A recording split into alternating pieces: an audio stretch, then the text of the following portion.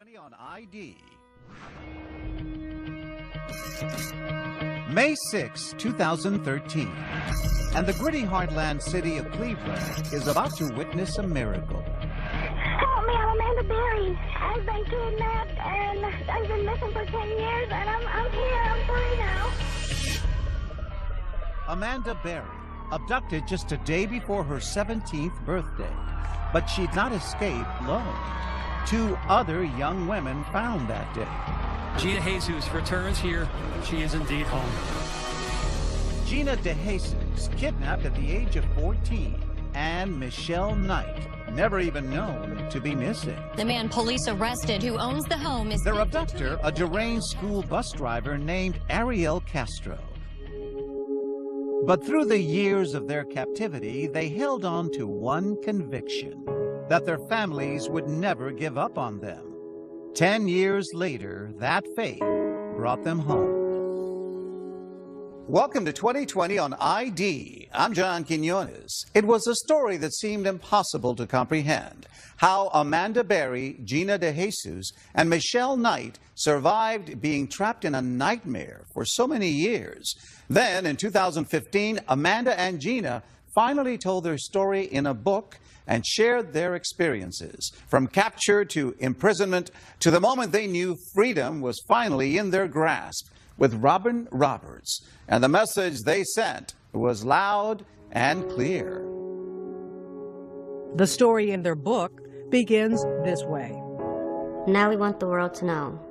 We survived. We love life. We were stronger than Ariel Castro. You're about to go on an amazing journey of resilience, celebration, and faith. Until tonight, it's been a mystery what really went on in that house for an unimaginable 10 years. But for the first time right here, you're going to hear that incredible story. Amanda Berry and Gina DeJesus share it in their new book, Hope, a memoir of survival in Cleveland. And they prove that out of the darkest depths of humanity, a light still shines. It was pretty cool. Amanda Berry, now 29, is tiny, just over 5 feet tall, but inside, a tower of strength. Tell me what you were like when you were 13. What kind of teenager were you then? I was pretty much a homebody. I stayed home a lot, did my schoolwork. What did you want to be when you grew up? I was into fashion. Like, when I was in school, the shoes had to match the shirt and the shoelaces had to match the outfit, She was raised by her mother and older sister in a working-class neighborhood on the city's west side. The tiny girl had big dreams of being the first in her family to go to college. We was a very close family. It was me, my mom, my sister, and my 2 daughters. We did everything together. There was not a time that she didn't call and let us know where she was. It is April 21st, 2003, the day before her 17th birthday, and Amanda is on her way to work at Burger King. How did that day begin? Well, my mom gave me a kiss and just told me have a good day. And I got up, got ready for work. I almost called off for work that day because the next day was my birthday. What if I would have called off that day? That question would haunt her in years to come. But this day begins like any other, until the moment when an SUV starts to follow her down the street. And he asked, "Do you need a ride home?" And I said yes. The man inside is the father of her friend, Angie Castro, from middle school. So did that make you feel a little relieved? It did, yeah. It's a friend's dad. He's like, "Well, she's at my house. Would you like to go see her?" I said, "Yeah, sure. I haven't seen her in a while." They drove down this quiet street, Seymour Avenue, and pull up in front of a white 2-storied house. And what happened when you went into the house? Well, he said, "Oh, well, the bathroom door's closed. I think maybe she's taking a bath." So he said, "Well, just wait." So he started showing me around the house. And I never got back out. Moments after stepping through the door, Amanda knows she is in trouble. Castro takes her upstairs and shows her something strange, a mystery woman sleeping in a bedroom in front of a television set. When I seen her, it was like a little peephole that the doorknob was supposed to go in. So that's all I saw. She would later learn that woman, 22-year-old Michelle Knight, in Castro's prison for almost a year. And did he tell you? That was his roommate. Her memories of what happened next are still raw. And he took me to the next bedroom, and it was just really dark in there, and he didn't turn on the lights. And there was a little room off of the bigger bedroom, kind of a big closet. And he took me in there, and he told me to pull down my pants. And from there I knew, like, this was not gonna be good. Amanda has just become Castro's second prisoner. When he took me to the basement, he taped my wrist and he taped my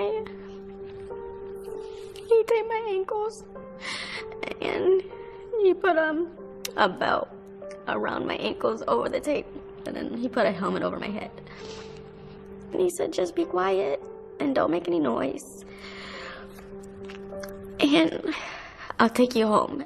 The visor of that black helmet is now fogged by her tears. He chained me up to this pole, and it was like a really thick chain, like a motor chain or something. And he just left me there. He shut the lights off and put a little TV there, and I was just left in the dark. I just started screaming and crying, and somebody, please help me, you know, and nobody came. So you're there in the dark, you're chained up. Lord only knows what you had to be thinking. I was so scared that I was gonna die. I didn't think that I was gonna ever make it home. Just a 10-minute drive away, her sister Beth is worrying about why Amanda never came home. So her mother calls the police. We left her a message. By the third phone call with no answer, we knew something was wrong because 90% of the time she's going to answer that phone. The neighborhood around Amanda's home becomes ground zero for the investigation. FBI Special Agent Tim Kalanick, head of the Violent Crimes Unit, knows that the road ahead is far from easy. Missing person cases are probably the most difficult cases that we work. And the reason is because it really is a needle on a haystack.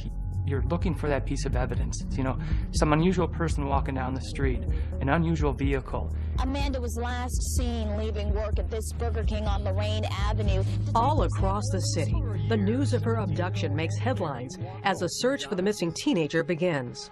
Her sister is posting Amanda's picture. She hopes for the best. And in that White House on Seymour Avenue, Amanda is watching her mother, her sister, her own story slowly unfold in the bitter grays of a tiny black and white TV.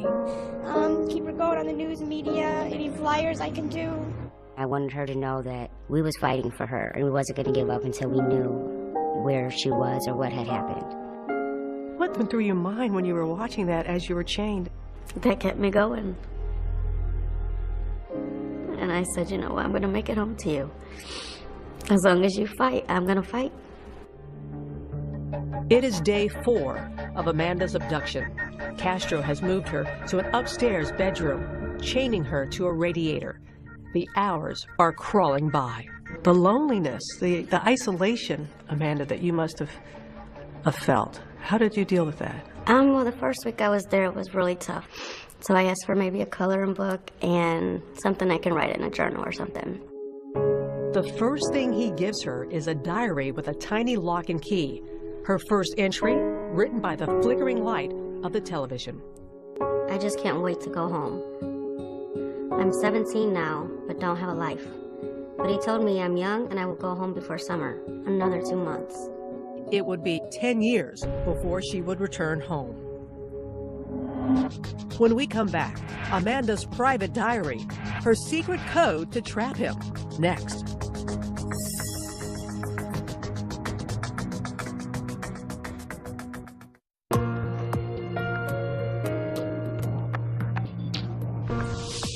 Two years after her escape, Amanda Berry was ready to finally tell what happened in the 10 years she was held captive in a rundown house on Cleveland's west side.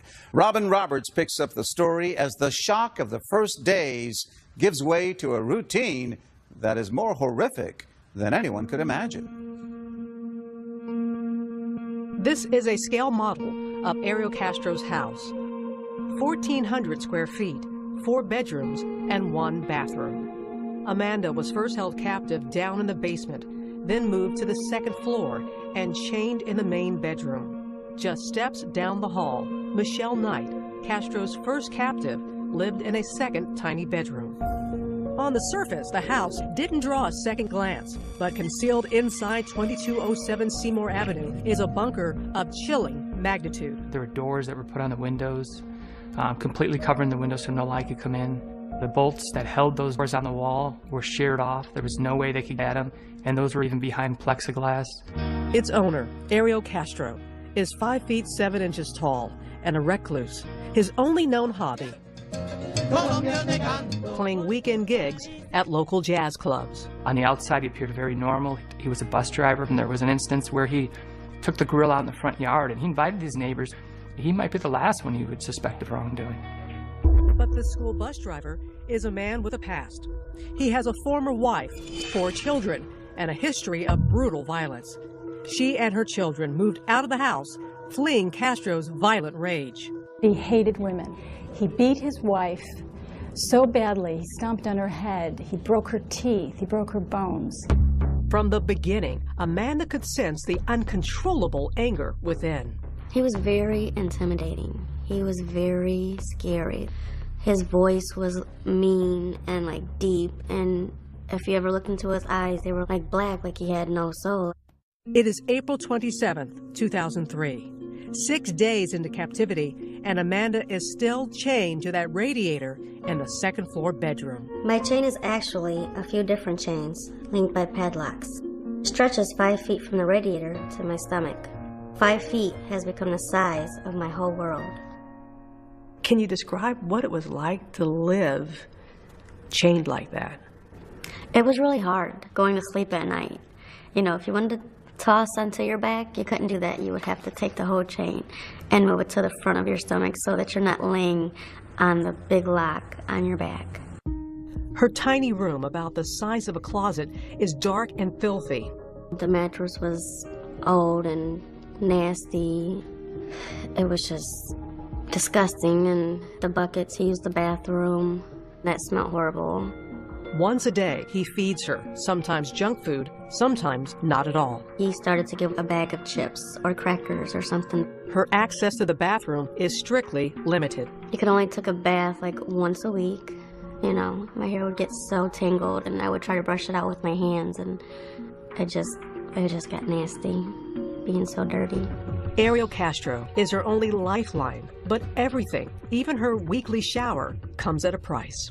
He tried to act nice, but he's like, well, maybe you need to go take a shower, and I had to take a shower with him. He forced you to take a shower with him? He thought that, well, I gave her that. I deserve this. Well, what do you want to tell people about the sexual abuse that you suffered? It was horrible.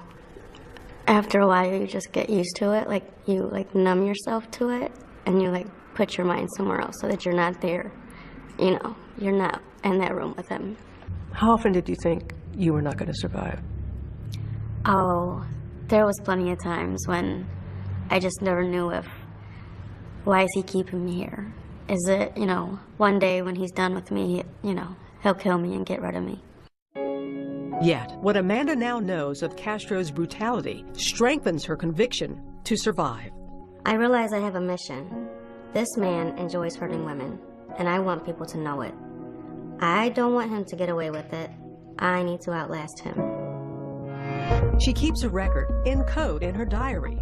Hidden testimony against Ariel Casrto. 1X, 3, 4. Each entry, a daily record of rape. You would actually put how many times he was assaulting you? I would always write these numbers at the top of the pages because I felt like, one day maybe authorities will get to read it and he'll be punished for what he did. She's disturbed that Casrto calls her his temporary wife. He would try to hold hands with me. It would just make me sick because he would fall asleep, and so I would take my hand away from his hand, and I would scoot to the very edge of the bed, but I couldn't go too far because of the chain. Amanda has been missing for a week when her family receives a late-night call. It is Casrto taunting them using Amanda's cell phone. He called and said, I have Mandy, which nobody called her Mandy, but who knew her. She wants to be with me. We're married. Well, we kind of just sat there like, we know she's not married. We knew definitely that it was foul play. Making that call on Amanda's phone was a near miss in the case, leading authorities to within 2 blocks of his house. In 2003, the FBI was just starting to develop technology that could track a cell phone's location. The intelligence and the information we have indicated that Amanda's phone was used in about a 30-40 block area. We spent about a week around the clock in that area, hoping that this phone would be used again. But Casrto didn't use that phone again, and their one solid lead vanished into thin air. There were very good tips, very good leads that we had to follow up on, and we did follow up on. But unfortunately, the tip that we need just didn't come in. The weeks are slowly stretching into months when Casrto makes Amanda a strange promise. He would always tell me when he got another girl in the house that, you know, I'm just looking for another girl and then I'll take you home. But Amanda knows he's lying to her. She's seen Michelle Knight locked in another room. Though they've never spoken, she knows Michelle is a prisoner too. It was scary because I didn't know if one day we were going to be murdered, when he felt like he was done or he wanted more girls in the house. Like, what was he going to do to us? As the months pass by, Amanda's mother is fighting to hold on to hope. Her daughter's room unchanged since her disappearance. Amanda's Christmas presents still unopened. 4 miles away, in the freezing cold of her room, Amanda fills the empty hours by writing in a diary, hundreds of pages, in notebooks, on napkins, and even on fast food bags. So you get a bag like this, you bring back something home, what would you do with it? We would just go all the way around. There we go. Voila. There's your paper. How many days could you get into this? Oh, that could last a good week if you needed it to. Amanda has been a prisoner for almost a year when Casrto goes on the prowl again, hunting just 5 blocks away from the street where he kidnapped Amanda. On this day, the young girl who catches his eye is 14. Her name, Gina DeJesus, and she's one of his daughter's closest friends. He pulls over to me, and then I got in the car, and then he would say he's going to turn around, but he never turned around. Gina DeJesus is about to become Castro's 3rd victim. Stay with us.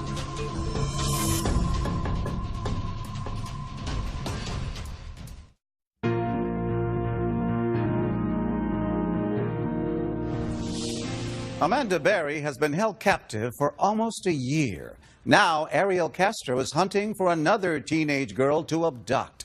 And he doesn't have to look far. Once again, here's Robin Roberts.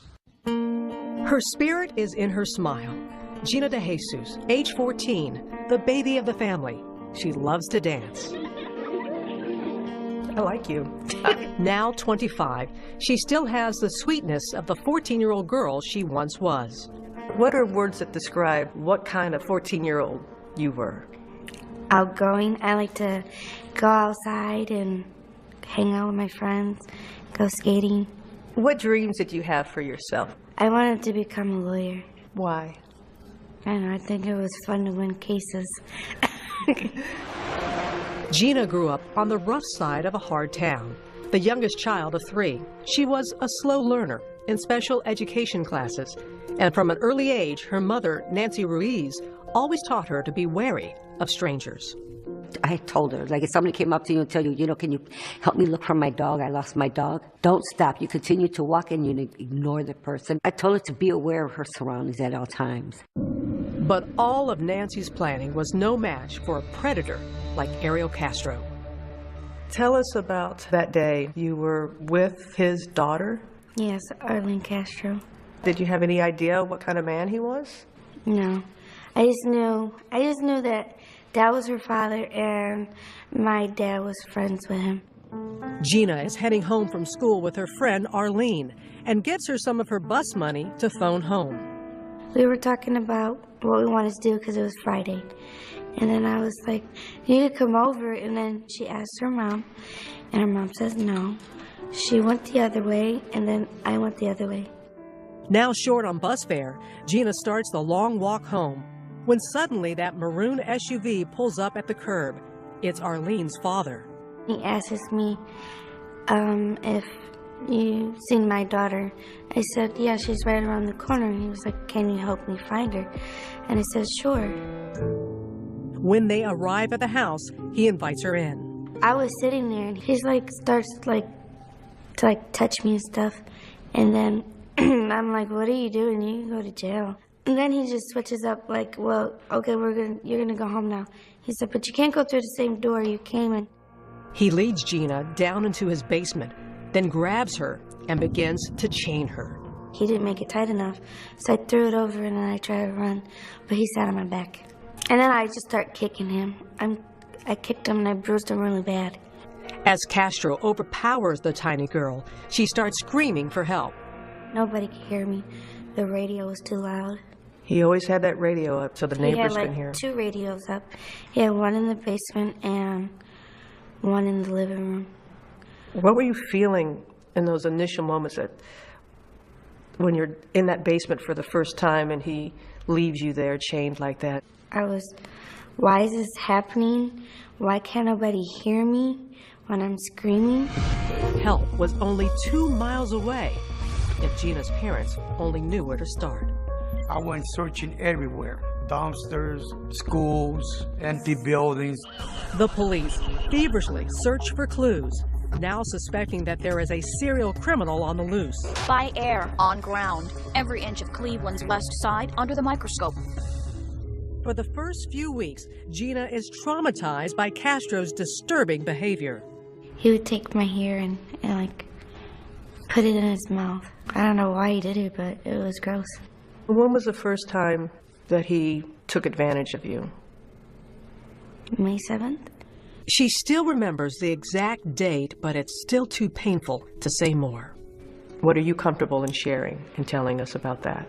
I'm not comfortable. During her first few days in captivity, Gina watches stories about her own kidnapping and begins to suspect that she is not Castro's first victim. I kept watching the news after a while. You'd hope that Amanda Berry will soon come home. I was like, did you take Amanda? And he was like, no, why would you think that? I was like, because you took me. 1 month later, he admits the truth, allowing the girls to meet for the first time while watching their families on America's Most Wanted. I calling friends after friends. They said they didn't have to see her. So what was your initial feeling that, oh my goodness, there's 2 others, that I'm not the only one in here? He's got 3 of us.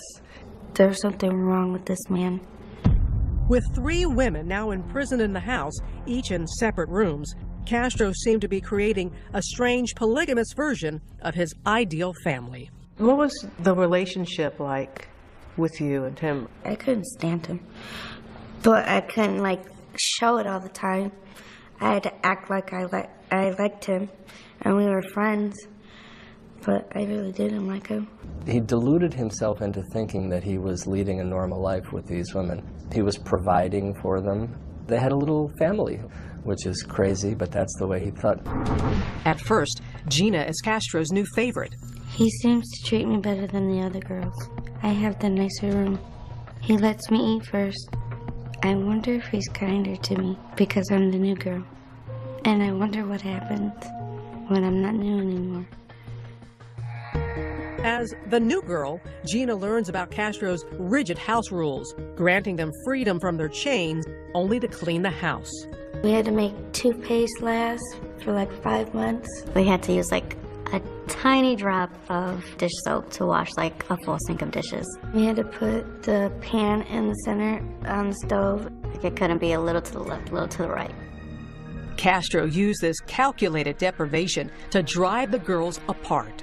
When you have very little, you can become jealous. Yeah. What were you jealous of? It could be from getting more food, less food, different clothes. I mean, it was just simple things. But when you don't have anything, you're like, well, why don't I have that? I want that. The girls were riding an emotional roller coaster when suddenly Amanda drops a bombshell. She writes about it in her diary. I have a secret. No reason to fight. I think I'm pregnant. When we come back.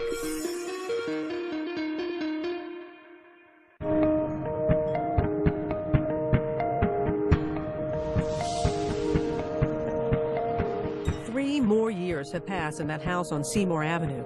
Gina, Amanda, and Michelle locked in a prison of frozen time. Their posters are getting tattered. Their school friends have graduated. Years of isolation have left the girls with nothing but the past. I never finished high school or learned to drive. I hate him for selling me off from the world. What was the biggest part of you that you felt he took from you that you lost? A normal life, living life.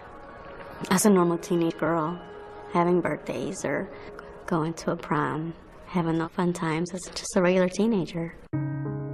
Still, they hold fast to the memories of their family's love.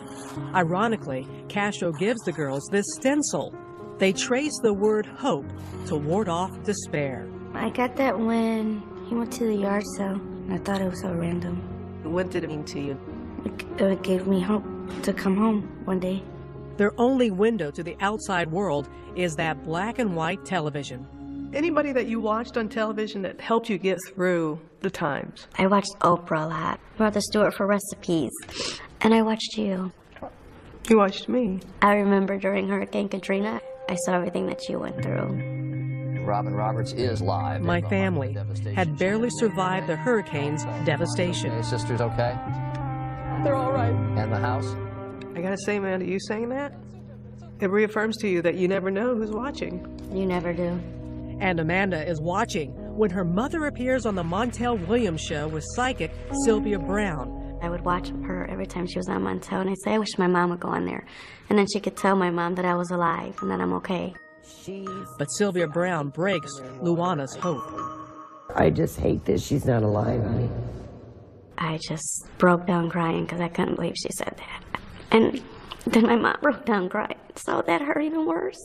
2 years later, Amanda learns on a news report that her mother has passed. For 3 years, Luana Miller fought hard to find Amanda. I think that was the hardest part of being in there. She was always fighting, and she was never going to give up on me. And for her to get sick, and I couldn't be there with her. I couldn't help her when she was sick. Isolated by loss, sometimes Amanda has only Casrto. So he came in the room, and I was just really sad, and I started talking to him, and he's like, everything's going to be okay. Everything's going to turn out all right. And so I asked him for a hug, and we hugged. There had to be a part of you that was thinking, what in the world? There was, but then there was another part of me like, I needed that. I needed like a human caring touch instead of everything that he always did, which was not caring. It is Amanda's 20th birthday when Hope makes an unexpected visit. I think I'm pregnant. I think my mom sent this baby. Someone helped pull me through. I think just sending me a miracle. When you first realized that you were pregnant, what went through your mind? I was terrified. I mean, I barely eat, and I'm chained to a wall, and I have a bucket for a bathroom. It is early in the morning on Christmas Day, 2006, and Amanda Berry is in labor. He went and got Michelle, and he got this baby pool because he didn't want, you know, a mess on the bed, so. She strips off her clothes and gets into that inflatable wading pool. Michelle was kind of just talking to me, like, you know, relax, calm down, you're okay. And he sat in the rocking chair right there, just reading this book about, like, birth and stuff. Just hours later, baby Jocelyn emerges into her surreal world. What was it like for you, Amanda, when you looked in her eyes for the first time? It was amazing because she was so quiet, and she was just the most beautiful thing. You hear of rape victims who have a child. How do you just wrap your mind around it and make it work? You know, at first that's what I was worried about. This is his kid. You know, how do I feel about that? And she resembled him a lot. And I would look at her, and I just felt like, she's mine. She's mine. At first, Castro's so afraid of raising questions, he buys no supplies for the baby. Her first outfit was one of his socks, and he cut out like 2 holes for her legs, and then he cut out another sock, and then he cut 2 arms out, and it was like a little dress for her. From day one of Jocelyn's life, Amanda fights for normal in the most abnormal of places. She covers the doors over her windows with a bright shower curtain. She pastes the alphabet up on a wall. But as Jocelyn grows older, it gets harder to hide the truth. Does she see the chains on you? Yeah. So he started to call them like bracelets, and she was about 3 years old, and he finally took the chains off.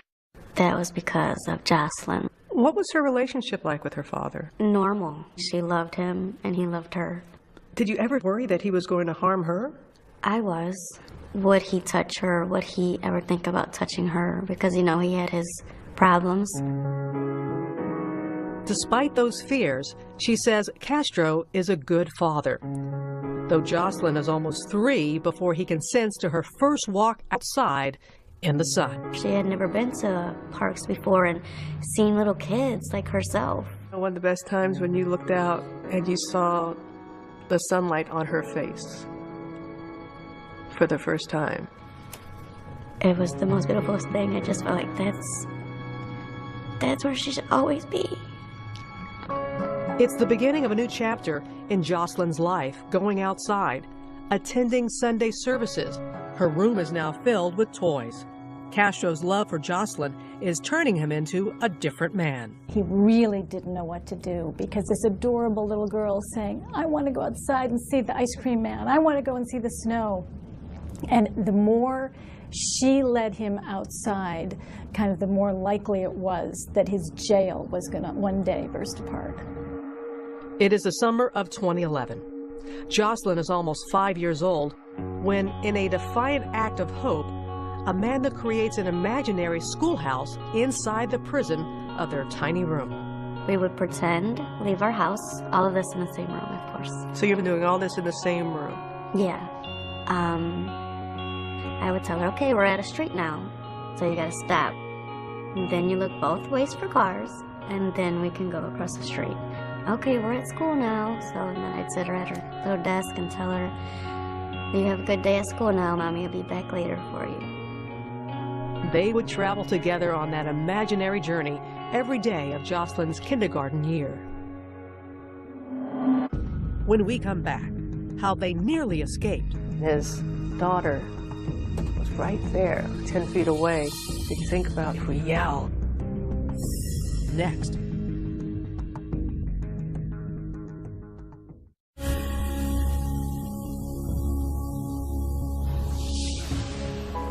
Though the house was a fortress and the girls, for years, locked and chained, the question that many may ask is, why didn't they run? I thought about putting rat poison in his beans and then spraying like pine saw in his eyes, but he was always a step ahead of what I was doing. Both girls admit there were opportunities that slipped away. Once, when Gina's friend Arlene Casrto stopped by, he moved and chained all 3 girls in the basement. The 3 of you were in the basement, and his daughter was right there. Arlene was just 10 feet away. Yeah, we can hear him laughing and talking. Still, they remained silent. Did you think about if we yell? She's right there, we're right there. Possibly somebody she could hear you? There was always a chance. What if he killed everybody? The daily abuse was agonizing, but the unknown, even more terrifying. Every day was unpredictable. That was one of the hardest parts, because you never knew how he was going to act. What do you say to those people to make them understand? You never know until you're in that situation, what you're going to do, how you're going to react. They dreamt of escaping. They dreamt of setting the house on fire. But if I get caught, I just can't bear any more pain. And they were frozen in fear. But on May 6, 2013, courage came from the most unexpected of places. On that day, it is little Jocelyn who sparks the great escape. Jocelyn goes downstairs, and then she runs back up, and she says, I don't find Daddy. Daddy's nowhere around. Just like, Mom, Daddy's car is gone. My heart immediately started pounding because I'm like, should I chance it? If I'm going to do it, I need to do it now. Amazingly, she finds her bedroom door unlocked. This is the one time that your room was not locked. Never before in 10 years has that happened. She races downstairs. The front door is open, but beyond it, a second door padlocked shut. Still, Amanda manages to squeeze out an arm. So I'm just like waving my arm and I'm like, somebody please, please help me. I'm Amanda Berry, please. She's too afraid to go back for Gina and Michelle. I turned to Michelle, I'm like, we could run. But then once Michelle gets pumped, I talked her out of it. Why'd you talk her out of it? I thought that Amanda got caught. Outside, a neighbor sees Amanda, but is afraid to intervene. After I got to that door and the guy didn't help me, I was like, he's gonna come home and this is just gonna be the end. That's when Charles Ramsey shows up. I see this girl going nuts, trying to get out of her house. I go on the porch and she says, help me get out. I've been in here a long time. He kind of like started like trying to pull on the door, but he couldn't get it open either. And so he like kind of kicks it and he's like, there you go, finish kicking it out and you can get out. With reckless courage, Amanda kicks her way to freedom and emerges, clinging to her terrified daughter. This is a cell phone image of that moment of freedom. And she comes out with the little girl and she says, call 911. My name is Amanda Berry. Help me, I'm Amanda Berry. I've been kidnapped and I've been missing for 10 years and I'm here, I'm free now. Were you still frightened that he may show up at any time? I was terrified. And just because there's people on the street doesn't mean that he wouldn't hurt me. Why, after all this time, do you think he left that door open? I still don't know why he left that day with the door unlocked. I will never know. Within minutes, the police start flooding the street. It was so unreal because the cops just kept coming. My partner immediately asked her, is there anybody else inside? And she said yes, Gina DeJesus and another girl. A neighbor captures the moment when the police storm the house. Inside, Gina and Michelle cower in their room, afraid of Castro's rage. And I'm like, oh, we're next. He's coming for us, so close the door. They yell police, and then Michelle swings the door open and just runs out there and hugs him. She jumped onto me.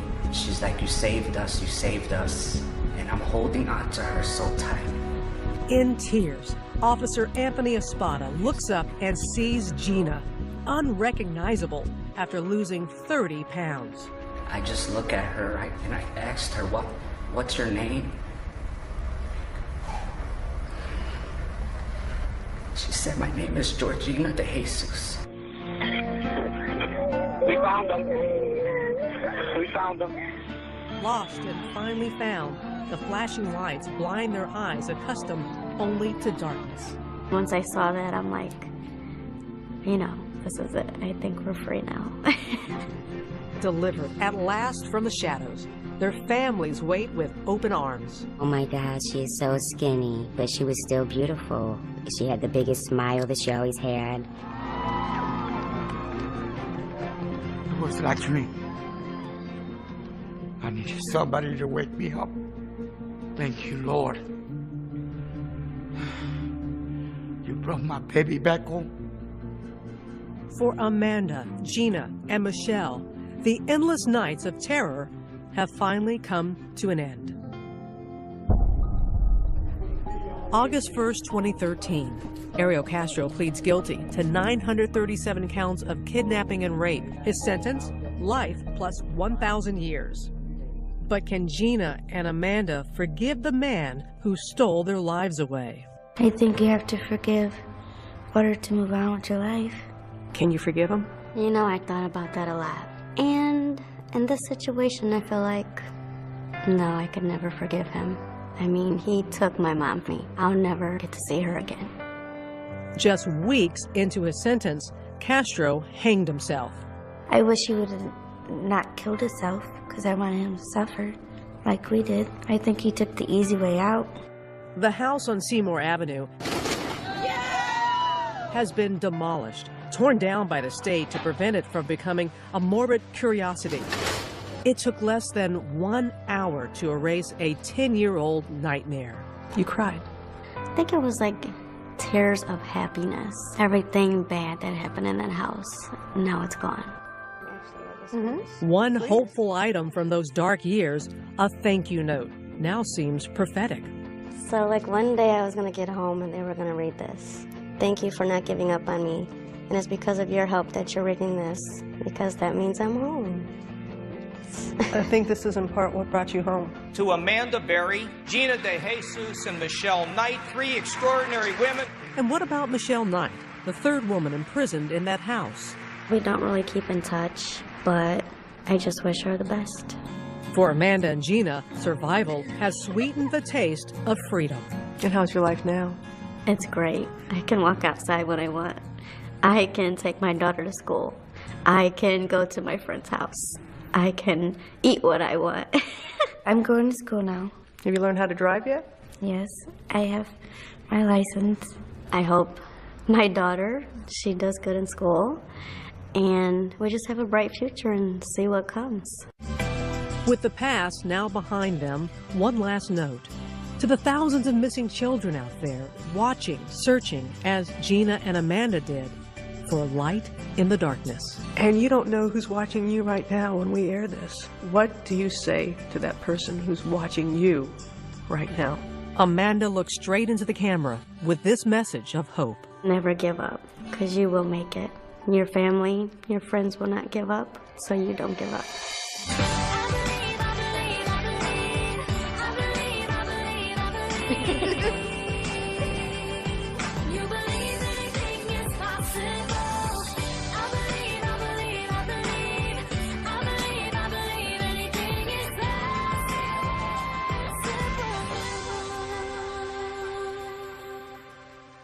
Two years after their escape, another milestone for Amanda Berry and Gina DeJesus. Both women received honorary degrees from John Marshall High School in Cleveland, the school Amanda was attending when Ariel Casrto abducted her. I'm John Quinones. Please join us next time for another edition of 2020 on ID.